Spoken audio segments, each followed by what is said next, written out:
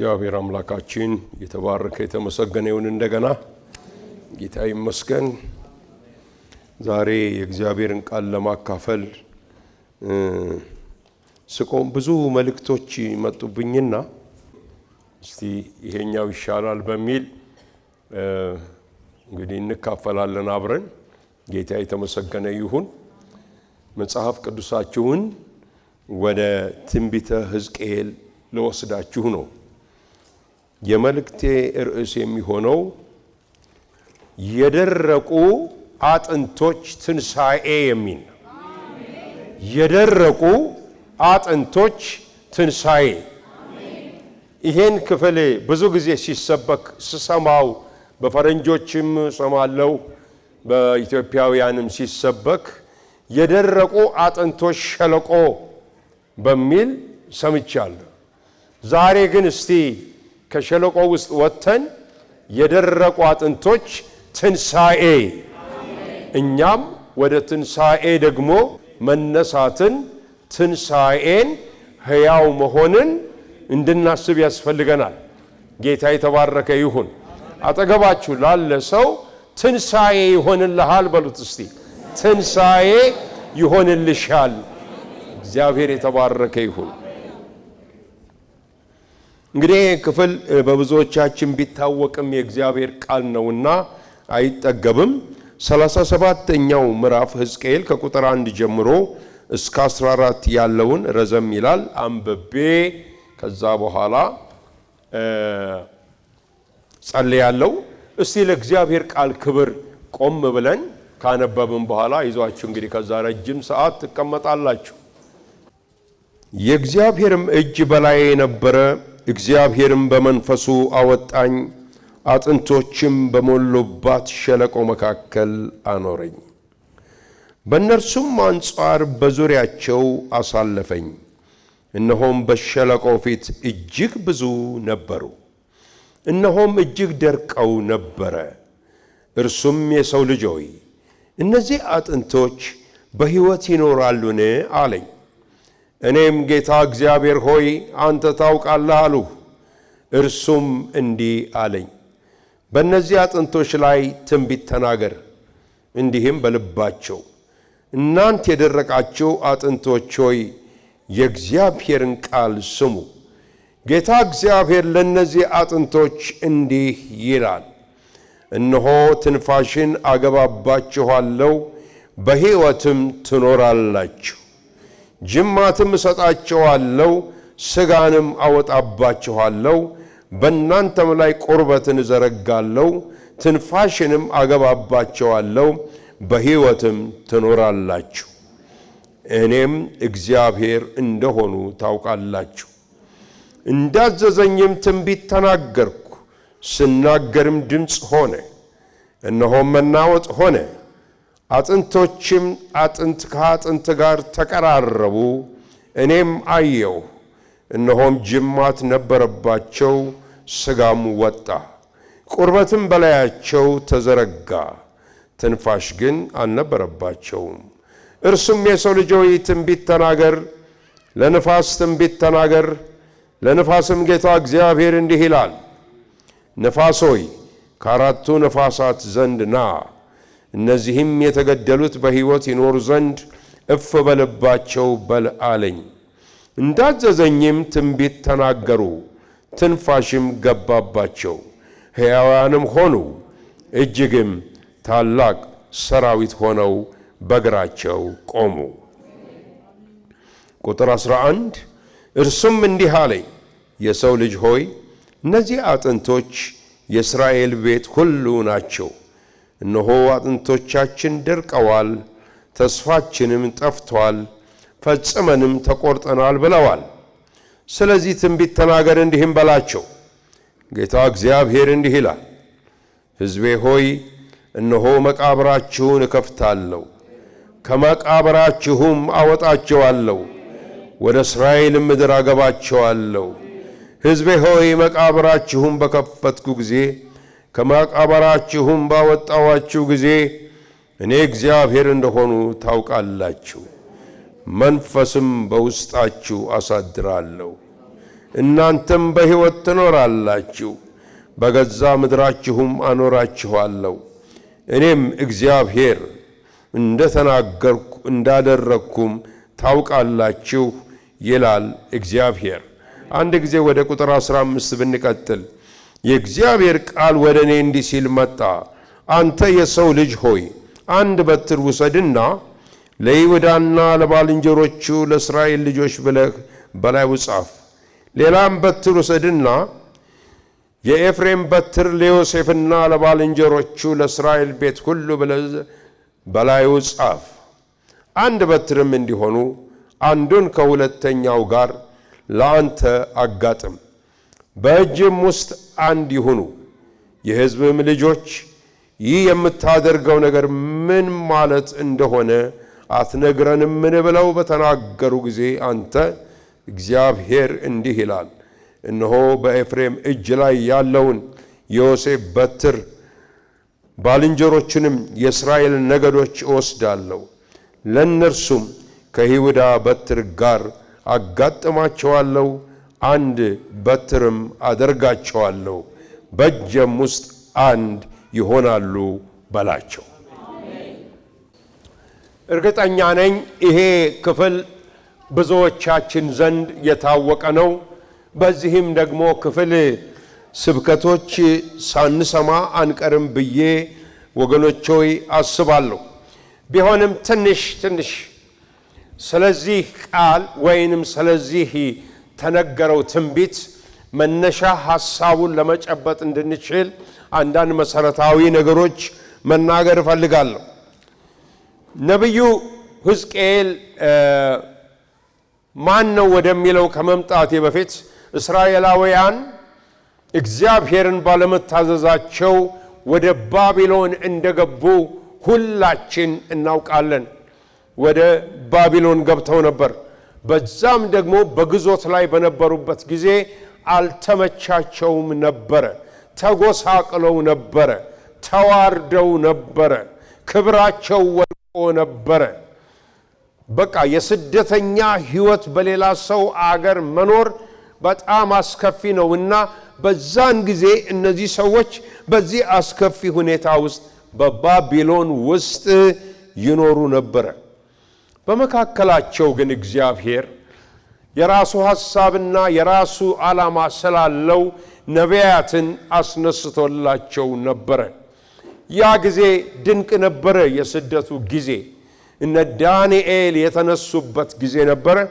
ከዛም ባሻገር ደግሞ ሕዝቅኤልም በመካከላቸው ነበረ እና ይሄ ሕዝቅኤል መልእክትን ያመጣላቸው ነበረ።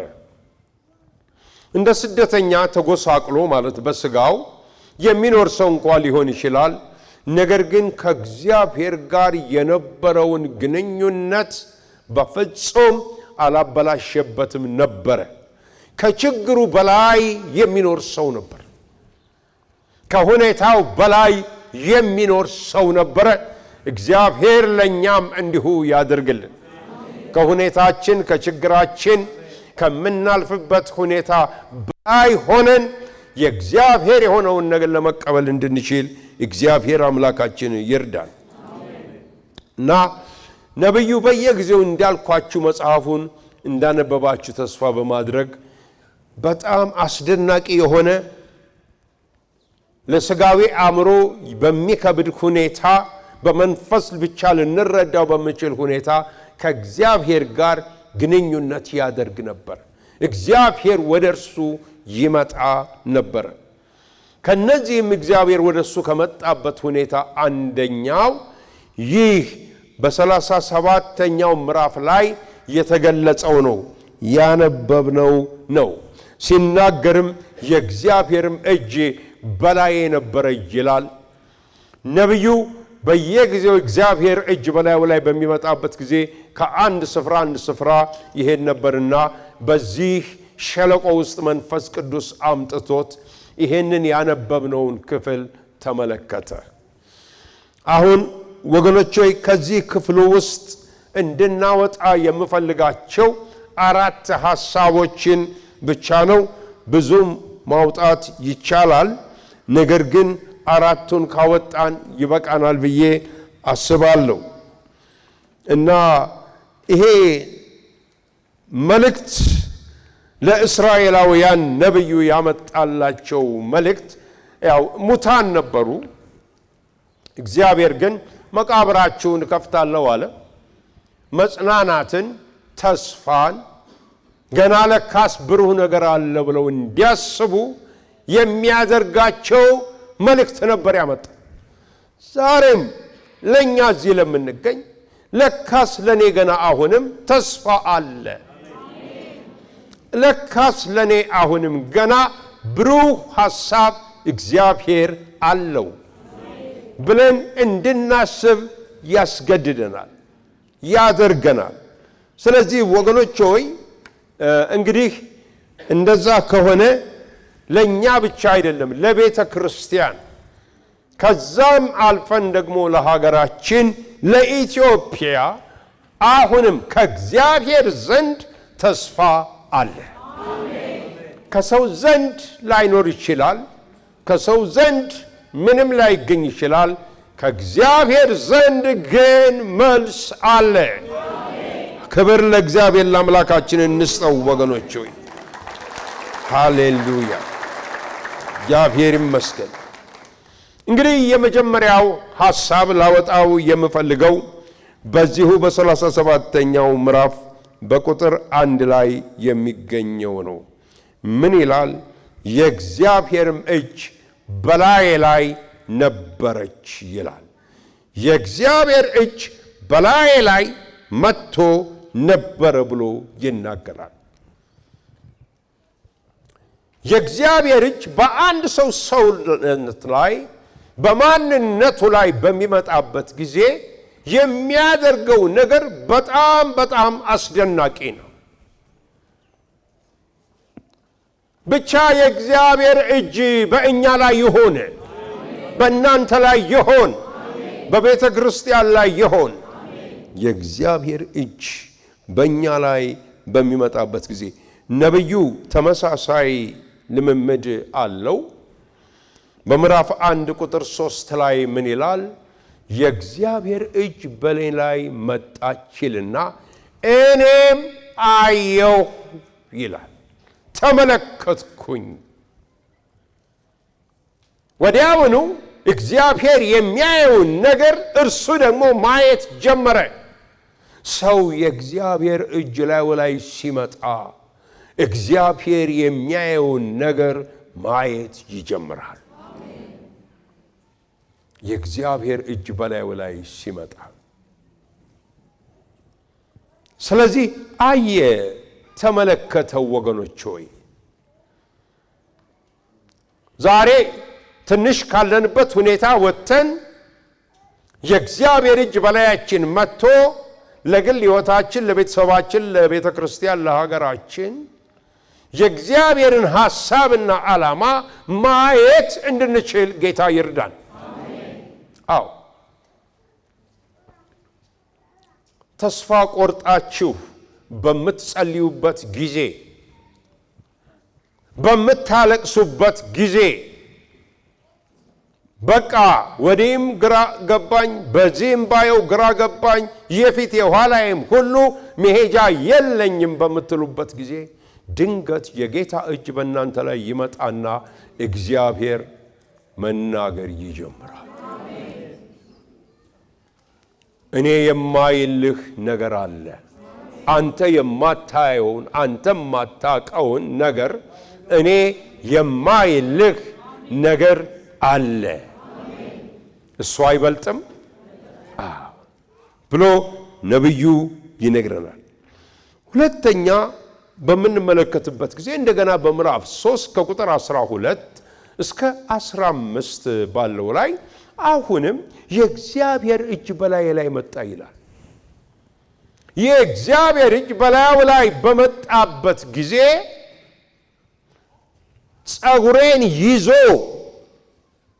ከምድር አነሳኝና ስደተኞቹ ይኖሩ በነበሩበት ስፍራ ወሰደኝና በመካከላቸው ተቀመጥኩኝ።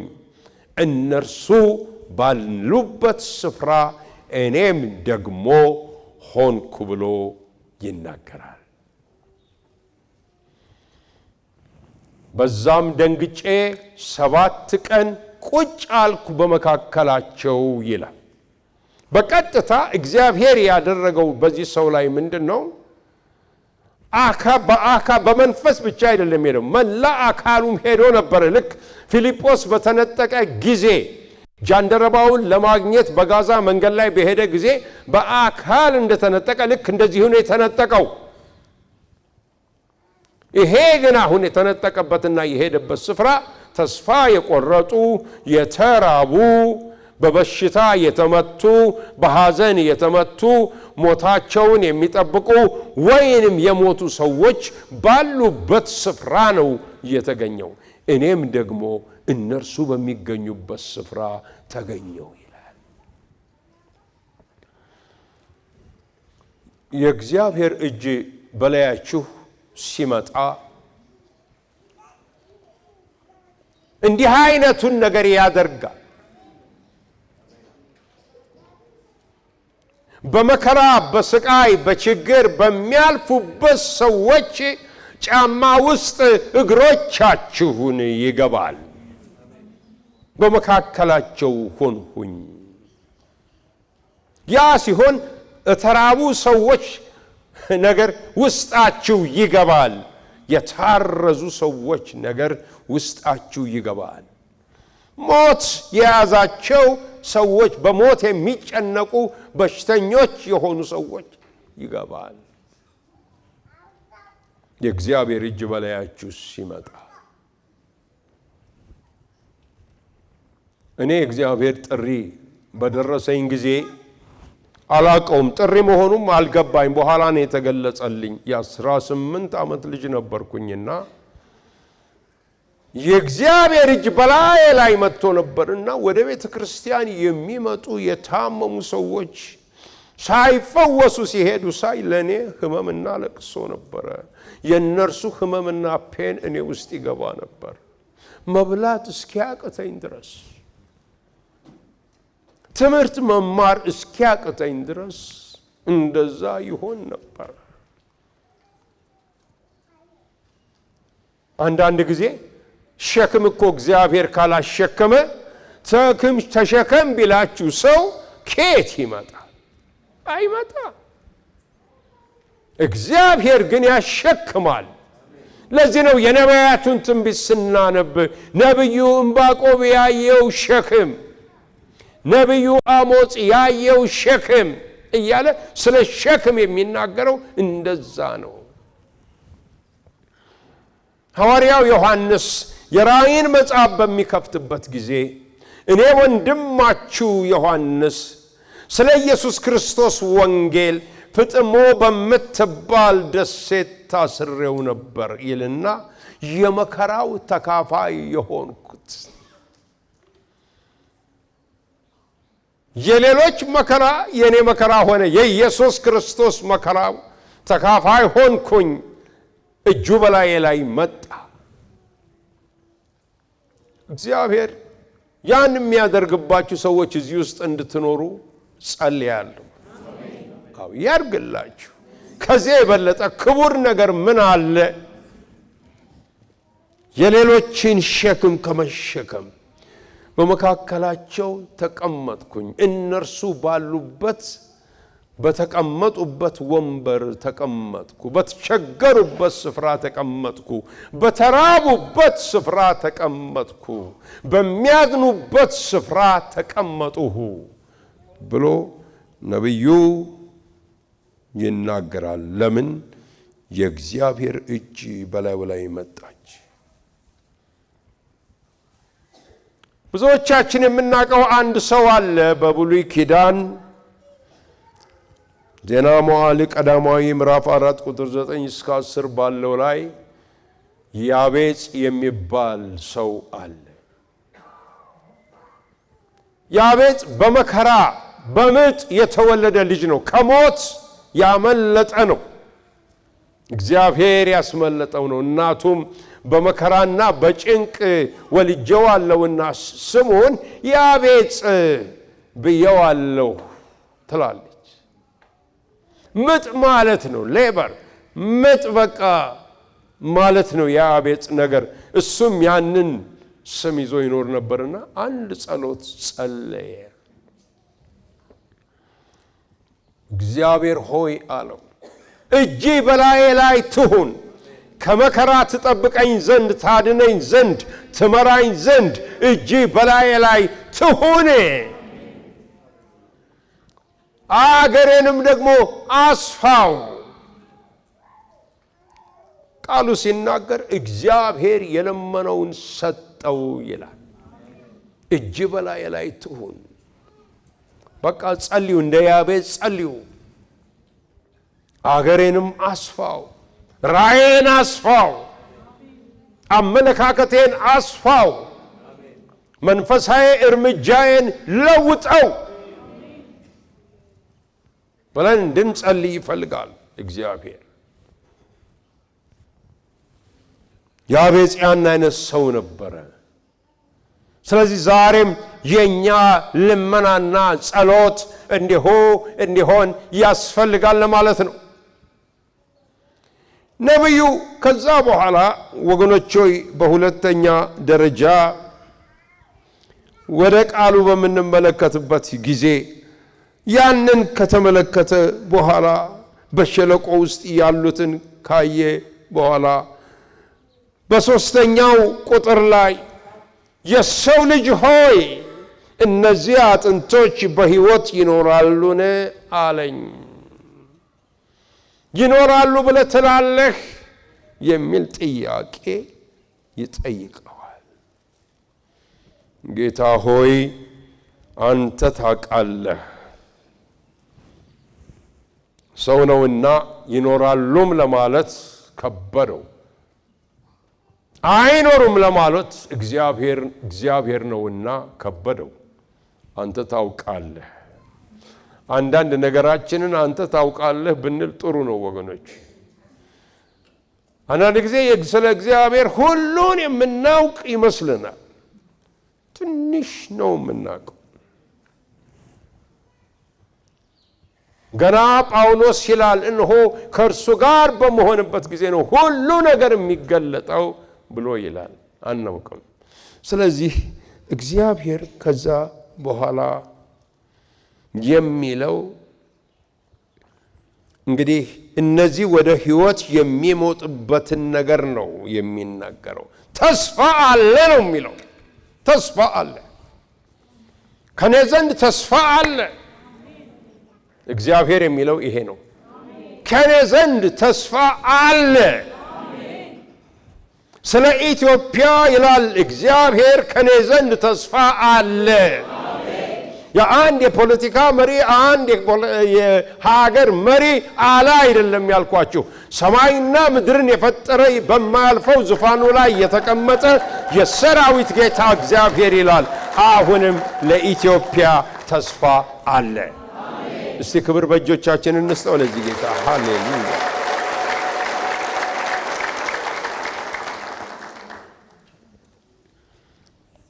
ማመን ብቻ ነው የሚያስፈልገው። እምነት በውስጣችን ተቀምጦ አምላኬን አምነዋለሁ እንድንል ብቻ ነው የሚያስፈልገን። ይሄ ብቻ ነው እንድንወጣ እንድንገባ የሚያደርገን። ሃሌሉያ። እግዚአብሔር ይመስገን። ጌታ ኢየሱስ ክርስቶስ አልዓዛር ከሞተ በኋላ ጠርተውት ገና በደጃፍ ሲደርስ ማርያምም መጣች፣ እግሩ ላይ ወደቀች። ማርታም መጣች።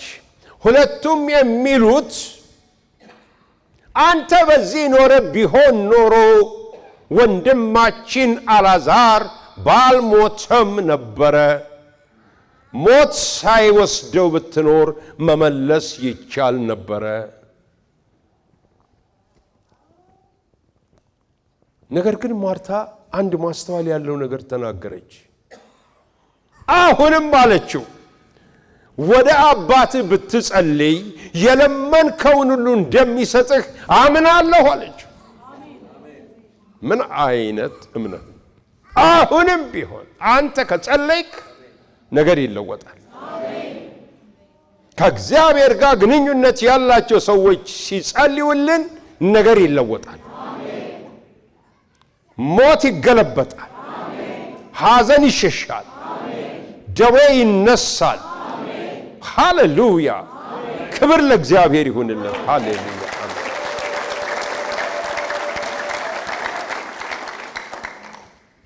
በኋላ ማርታ ወንድምሽ እንደሚነሳ ታምኛለሽ?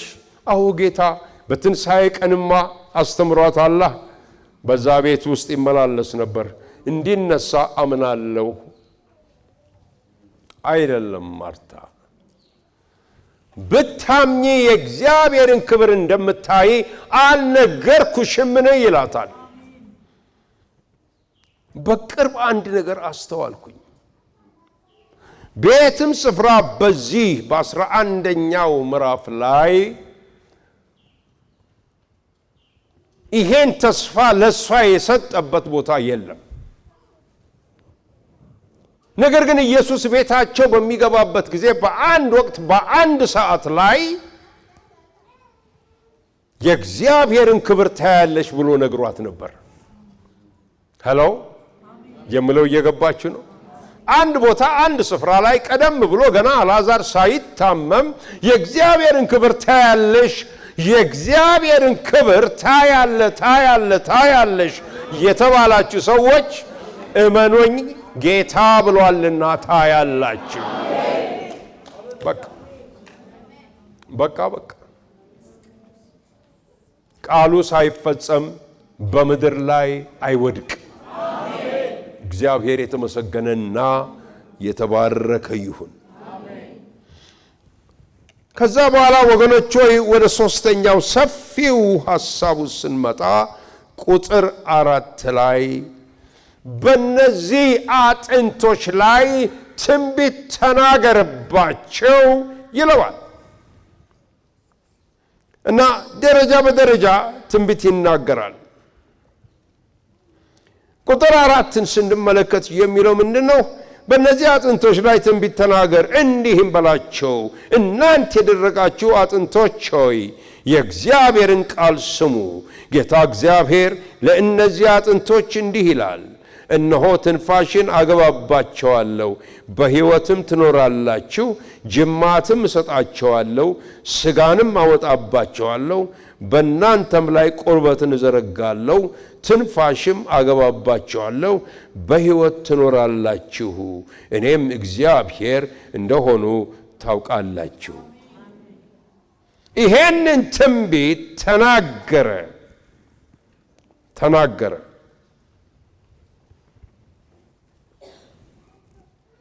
ምን እንደሚደንቀኝ ልንገራችሁ።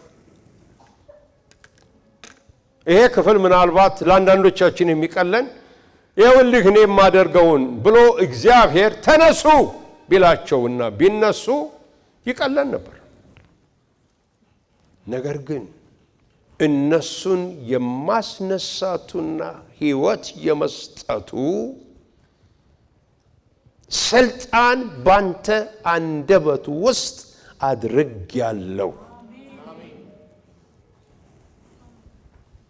ወገኖች ሆይ የእግዚአብሔር ልጆች ሆይ ለነቢያቱ በብሉይ ኪዳን ለተወሰኑ ሰዎች ተሰጥቶ ነበረ። ታፈርስ ትሰራ ዘንድ ትተክልና ትነቅል ዘንድ ስልጣን ሰጥቼሃለሁ፣ በነገስታቱ ላይ በአሕዛብ ላይ ትንቢት እንድትናገር ስልጣን ሰጥቼሃለሁ ይላቸው ነበር እነ ኤርምያስን። ዛሬ የሕይወት ቃል እግዚአብሔር በእኛ አንደበት ላይ አድርጓል። አንተስ ተናግረህ ነው፣ የሕይወትን ቃል ተናግረህ ነው፣ ተናግረሽ ነው ሰዎች ወደ ጌታ የሚመጡት ሕይወት የሚያገኙት ያኔ ነው። ለካስ ነብዩ እኔ አላቅም ማለት ነው ጉዳዩ ያለው አንተ ጋር ነው፣ እኔ ጋር አይደለም። አልብሼሃለሁ፣ አስታጥቄሃለሁ፣ ሰጥቼሃለሁ። እግዚአብሔር ሰጥቷል፣ እግዚአብሔር አስታጥቋል፣ እግዚአብሔር ሞልቷል። በእኛ ያለውን የማውጣት እና ስራ ላይ የማዋል የኛ ኃላፊነት ነው። ታዲያ ወገኖች ሆይ ልክ እንዳለው የእግዚአብሔር ቃል ተናገረ። በዮሐንስ ወንጌል ምዕራፍ 5 ቁጥር 25 ላይ ምን ይላል? ሙታን የእግዚአብሔርን ልጅ ድምፅ የሚሰሙበት ሰዓት ይመጣል፣ እርሱም አሁን ነው፣ የሚሰሙትም ሁሉ በሕይወት ይኖራሉ። ሃሌሉያ! በሕይወት አኑሮኛል፣ በሕይወት አኑሮናል፣ በሕይወት አኑሯቸዋል። ክብር ይሁንለት። ሃሌሉያ! ክብር ይሁንለት ለዚህ ጌታ። ስለዚህ ቃል እግዚአብሔር ሰጠው፣ ተናገረ። ይህ ሰው ተናገረ። ይህ ሰው በሚናገርበት ጊዜ ትንቢቱን 3 ነገሮች እንደሆነ እናያለን። 3 ነገሮች ሆኑ። አንደኛው ወገኖች ሆይ የምድር መናወጥ ሆነ። የምድር መናወጥ ሆነ። አጥንትም ከአጥንት ጋር ተጋጠመ። ነውጥ ሆነ። ተናወጠ። አካባቢ ሁሉ ተናወጠ። እግዚአብሔር ሲሰራ ነውጥ ይሆናል። እግዚአብሔር በሚስጥር አይሰራም። እግዚአብሔር በድብቅ አይሰራም። ኢየሱስ ክርስቶስ መስቀል ላይ ሆኖ ተፈጸመ ባለበት ወቅትና ጊዜ ማቴዎስ እንደሚነግረን የምድር መናወጥ ሆነ፣ አለቶችም ተሰነጠቁ፣ የቤተ መቅደሱ መጋረጃ ለሁለት ተቀደደ ይላል። ተፈጸመ። መናወጥ ሆነ። መጀመሪያ ነውጥ ነው የጀመረው። አንድ ጊዜ እንደገና ሰማይና ምድርን የብስንና ባህርን አናውጣለሁ ይላል እግዚአብሔር ብሎ ነቢዩ ሐጌ ይናገራል። ከዛ በኋላ ነው ይሄንንም ስፍራ በክብር እሞላዋለሁ። ሁሉ ጊዜ በቃ ይሄ ያለ የእግዚአብሔር አሰራር ነው። በግል ሕይወታችሁ ላይ ስትመለከቱት፣ በግል ሕይወቴ ላይ ሳየው ነውጥ ሲመጣ አያለው። ግን በኋላ ለመድኩትና ከዚህ ነውጥ በኋላ ደግሞ የሚገለጽ ክብር አለ። አሁን እየተናወጥኩ ነው። ትዳሬም እየተናወጠ ነው። ስራዬም እየተናወጠ ነው። ጤንነቴ እየተናወጠ ነው። ነገሬ ሁሉ ነውጥ ነው የምትሉ ሰዎች ካላችሁ ዝም ብላችሁ ጌታ እግዚአብሔርን ጠብቁ። ነቢዩ ኤልያስ ጸጥ ብሎ እግዚአብሔርን ጠበቀው። በዛ ዋሻ በተራራ ፊት ላይ ሆኖ በጉልበቱ መካከል ራሱን አድርጎ እግዚአብሔር ያልፍ ነበር። ነውጥ ነውጥ ነውጥ ነውጥ ገና ነበር። እግዚአብሔር አልመጣም ነበር። ነውጡ ነው የቀደመው። ነውጥ ነውጥ፣ መንቀጥቀጥ፣ ነውጥ፣ አለቶች መሰንጠቅ፣ ነውጥ፣ እሳት ማለፍ፣ ነውጥ። ከዛም የጸጥታ ጊዜ ሆነ። እግዚአብሔርም ተናገረ። ግድ የላችሁ፣ ሁሉ በሱ ቁጥጥር ውስጥ ነው። በቃ ሁሉ በሱ ቁጥጥር ውስጥ ነው። ያንተ ነገር በሱ ቁጥጥር ውስጥ ነው። ያንቺ ጉዳይ የእርሱ ጉዳይ ነው። የኔ ጉዳይ ነው ይላል እግዚአብሔር። አንድ ሰው እንኳን እባክህ እንዲህ ያደርግልኝ ምናምን ብላችሁ ወደ ቤቱ ስትሄዱ ያንተማ ነገር የኔ ነገር ነው ይላል። የራሴ ጉዳይ አይደለም ወይ? የሰራዊት ጌታ እግዚአብሔር ደግሞ እንዴት ደስ ይላል። ወደ አልዓዛር እኮ ሲመጣ ይሄ ነበር የጌታ ሐሳብ። ታውት የአልዓዛር ጉዳይ የኔ ጉዳይ ነው። ወዴት ነው ያኖራችሁት? 4 ቀን ሆኖታል። በቃ የኔ ጉዳይ ነው። ድንጋዩን አንሱልኝ ጌታ ሆይ ይሸታል። የኔ ጉዳይ ነው። የኔ ጉዳይ ነው። አዎ ያንተ ጉዳይ፣ ያንቺ ጉዳይ የወላጅህም አይደለም፣ የወንድምህም አይደለም፣ የሚስትም አይደለም፣ የጌታ የኢየሱስ ነው። የኔ ጉዳይ ነው። ደስ አይልም እንዴ?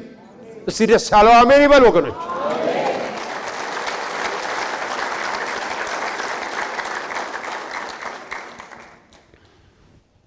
ስለዚህ መናወጡ አያስፈራን ነው ዋናው መልእክት።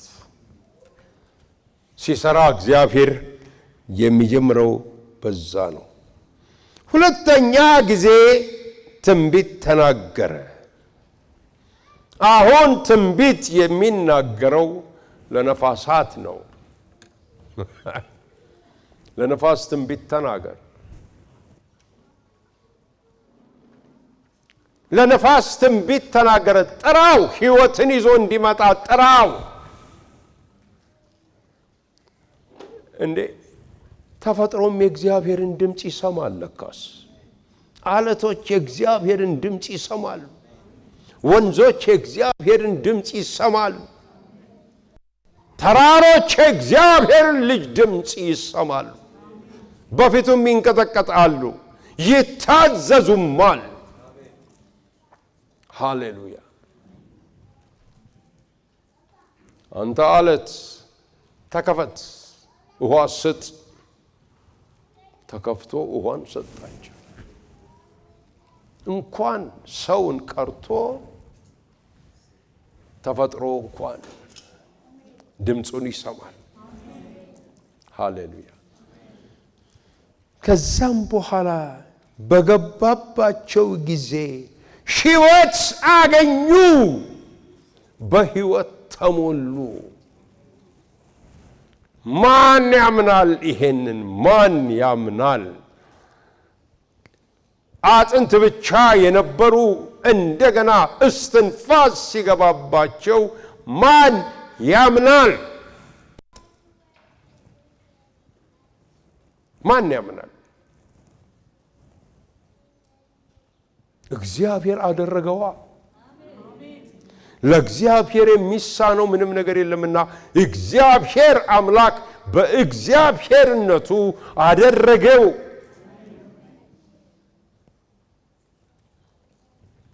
ለዚህ ነው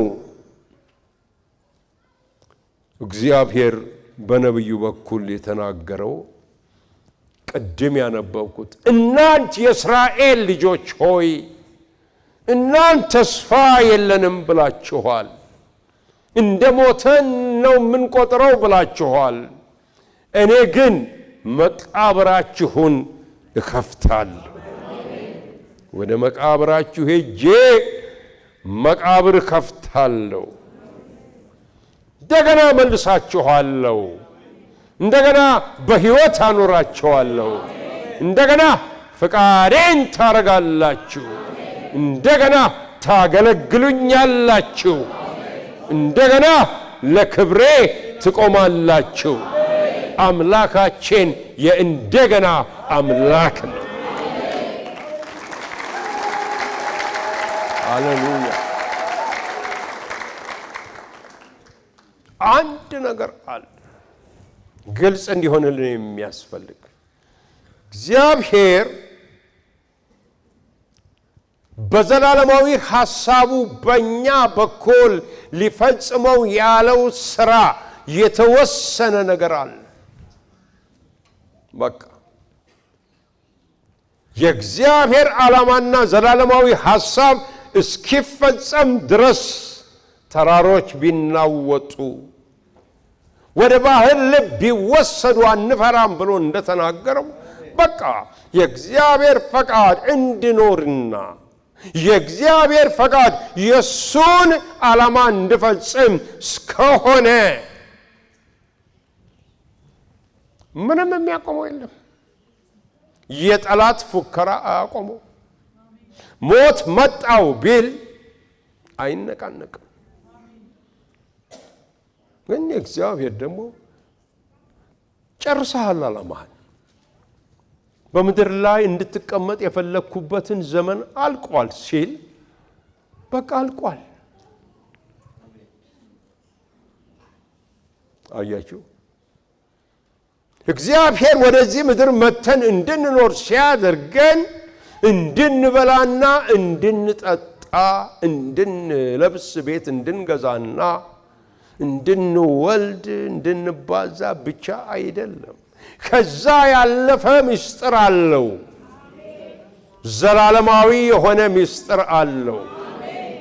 በእያንዳንዳችን ቤት ውስጥ የእግዚአብሔር ክብር እንዲወለድ ነው።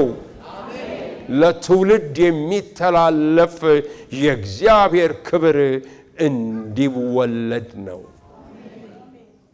ይሄ ነበረ ሐና ያልተረዳችው ነገር።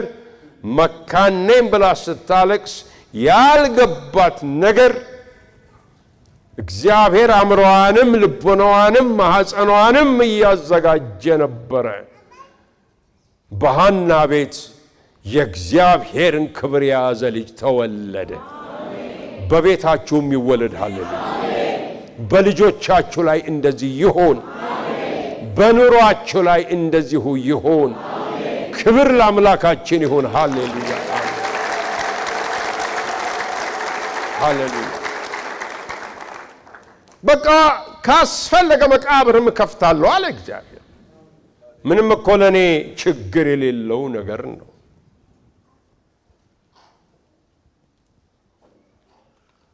ይሄ ጥንት አይሁድ በደንብ ያውቃሉ። እግዚአብሔር ይሄን ማድረግ እንደሚችል ያውቃሉ። ሄሮድስ ስለ ኢየሱስ ክርስቶስ ሲሰማ መጥምቁ ዮሐንስ ተመልሶ መጥቷል አለ። አስነስቶታል። በቃ መጥቷል፣ አገልግሎቱን ቀጥሏል ማለት ነው። ያ ራሱን ያስቆረጥኩት ሄሮድስ መጥቷል ለማልቀስ ፈለገ። መጥቷል ያ ሰውዬ እንደገና ያውቃል። እግዚአብሔር ያን ማድረግ እንደሚችል ያውቃል።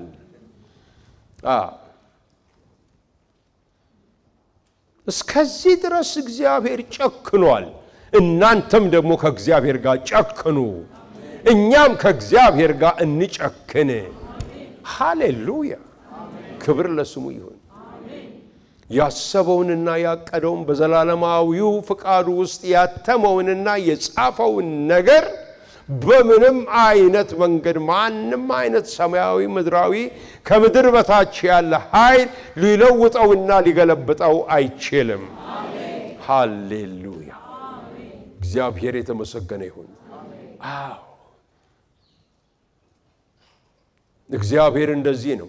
ለዚህ ነው ዮሴፍን ስታዩ መከራው እኮ በቀላሉ እድሜው እንዲቀጭ የሚያደርገው ነበር። የ17 ዓመት ጎልማሳ ትንሽ ልጅ ምንም አኖረው፣ እግዚአብሔር አኖረው። ዳዊት 13 ዓመት መከራ ሲበላ እግዚአብሔር አኖረው። እንዲፈጽም የተፈለገ ነገር አለ። የወደቀውን ክብር ወደ እስራኤል እንዲመልስ የተጠራ ሰው ነበረ። ዮሴፍ ደግሞ ወገኖች ሆይ በአብርሃም የገባው ቃል ኪዳን እንዳይቋረጥ እግዚአብሔር ድልድይ እንዲሆን አድርጎ የጠራው ሰው ነበረ። ዓላማው ይፈጸም ዘንድ ግድ ነው። ባንተም ሕይወት ውስጥ ግድ ነው። ባንቺም ሕይወት ውስጥ ግድ ነው። በእያንዳንዳችን ሕይወት ውስጥ ግድ ነው። ክብር ለስሙ ይሁንልን። ሃሌሉያ! እግዚአብሔር ታላቅ አምላክ ነው። ከተነሱና ሕይወት ካገኙ በኋላ እንደዚሁ ቢቀር ኖሮ ይችል ነበር። ነገር ግን አንድ ነገር ቀጠለልን እግዚአብሔር በቃሉ ላይ። ታላቅ ሰራዊት ሆኑ። ሰራዊት ማለት ወታደር ነው። ወታደርነታቸው ለምንድን ነው? አንድ ቀን ያሳደዷቸው ጠላቶቻቸውን አሁን እንዲያሳድዱ ነው። ጠላትን እንዲበቀሉ ነው። ሃሌሉያ! ያስለቀሰህን ታስለቅሰዋል። ያሳደደህን ታሳድደዋል።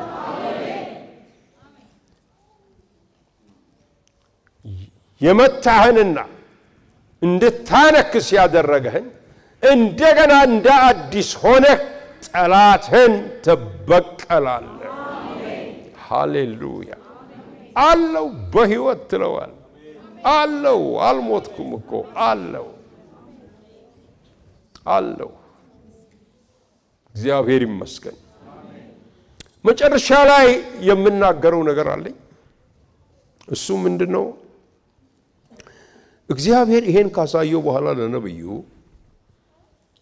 ቅድም እንደነገርኳችሁ ወደ መጨረሻው ክፍል ላይ እግዚአብሔር አምላክ ከቁጥር 15 ጀምሮ እስከ 19 ባነበብኩት ላይ ላንተ ሁለት በትሮችን ውሰድ፣ አንዱ የይሁዳ ቤት ነው፣ አንዱ የእስራኤል ቤት ነው። ሁለቱን በእጅ ውስጥ እንዲህ አርጋቸው፣ ከዛ በኋላ አንድ በትር ይሆናል። ምንድነው እግዚአብሔር የሚለው? ለዚህ ሁሉ ነገር የመጀመሪያው የማደርገው ነገር በጦርነት ላይ የኖሩትን የይሁዳንና የእስራኤልን ቤት አንድ ሕዝብ አደርጋቸዋለሁ፣ አንድ አምላክ ይሆንላቸዋል። አንድነትን አመጣል። ወገኖቼ ለኔ በኢትዮጵያ ምድር ላይ አንድነትን ማምጣት የሚችል ሰው የለም፣ ወደፊትም አይኖርም። አንድ የገባኝ ነገር አለ። የሰራዊት ጌታ ግን በእጁ ውስጥ አንድ ያደርገናል።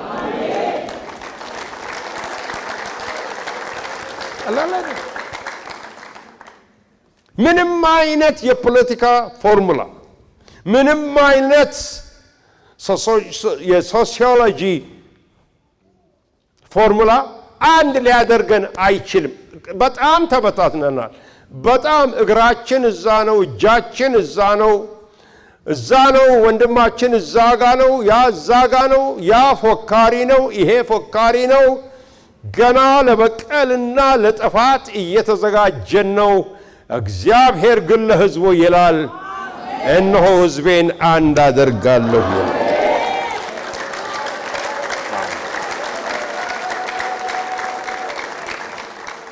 ጦርንም እሽራለሁ፣ እሰብራለሁ ይላል እግዚአብሔር።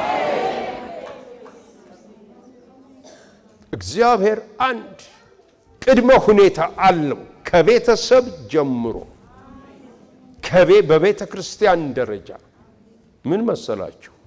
አንድ መሆንን። ባልና ሚስት በሐሳብ ሲለያዩ ያ ቤት ሊባረክ አይችልም። መጀመሪያ አንድ እንዲሆኑ ያስፈልጋል።